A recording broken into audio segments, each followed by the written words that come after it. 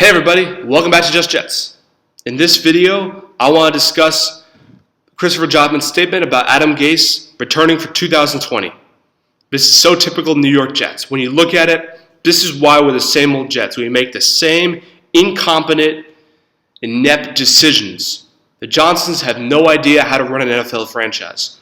When you look at the last, let's say, decade, we've had different coaches, different players, different management.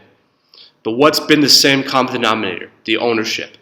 And you look at the best teams around the league, they have the best owners. There's stability from the top down. Fortunately for the Jets, it's rotten from the top down. And that's what keeps influencing decisions. It's the same thing over and over. It's just different degrees of ineptness. We are justifying losing, as Tyson from Let's Talk Jets Radio said, and I couldn't agree with him more. How is it that we are justifying losing? How is it we haven't put our foot down and said, enough? We're tired of losing. We're going to change this. And that's what happens to these losing franchises. Until the Johnsons figure this out, that we are the problem why this team is losing, the Jets will continue to lose. And that's just the reality of it, because we've tried changing coaches. We've tried changing players. And nothing has worked. We just can't put it all together. And that's because of the ownership. The ownership is slowing us down. And that's what I'm saying. It goes top down. You know, it starts with ownership, and then it goes to coaches, and then players. But the common denominator is the ownership and the decisions they made and who they brought in.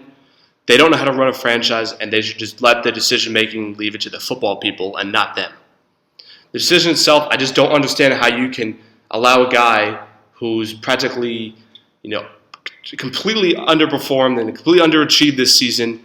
And why? Just because you believe a below-average team, you think that's justification to have him return? And here's a question. Do you trust Adam Gase with this franchise, the development of Sam Darnold, to take us to the playoffs, to take us beyond the playoffs potentially, to turn us from the same old Jets into a winning franchise? Do you truly believe that Adam Gase is the guy to do this, regardless of the outcome of the season?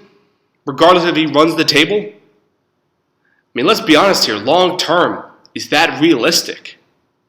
Because in reality, it's not. Just looking at his track record, looking at his short-term success and long-term success, it's just god-awful. And that by Chris Johnson saying, yes, Adam Gase, I allow you to stay beyond this season and into 2020, he's basically saying he doesn't care and that he will be the coach and that you can do whatever you want with it and you are the guy for the future, even though he has shown us fans that he's not capable of doing either of those, and he is trash, he is garbage. So that's where we stand, and that is why this team is completely incompetent. It's just mind-boggling, the decision-making on this Jets organization. We are an embarrassment, and the Johnsons owe the fans an apology. Not by someone else saying them. They should come out and apologize to the fans for losing and for this kind of ineptness, for not producing a winning product. Because as fans, we deserve better. We deserve an apology from you, Mr. Johnson. And that's the biggest problem, is that there's no accountability on any level. It's just a bunch of finger pointing. We deserve better as fans. That's all I'm saying. And when you look at it, it's so unbelievable, because you've wasted $100 million in cap space. You brought in different players. You let Mike McCadden stay here too long. You let Todd Bowles stay here too long. And Adam Gase should clearly go, and he's not going. This is why, as an NFL franchise, we can't overcome certain things, and we haven't learned our lesson. We need to make a change, and something has to change very soon, because if you look at us go into the Washington Redskins game, we have to come out and we have to prove something, because it's very typical Jets fashion. You know that they could easily lay an egg against the Washington Redskins, and then the finger pointing will start over again. Adam Gase will look foolish.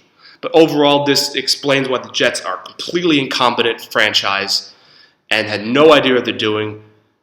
So where do we go from here? Guys, thank you so much for watching. Please comment, like, subscribe below. And as always, go Jets.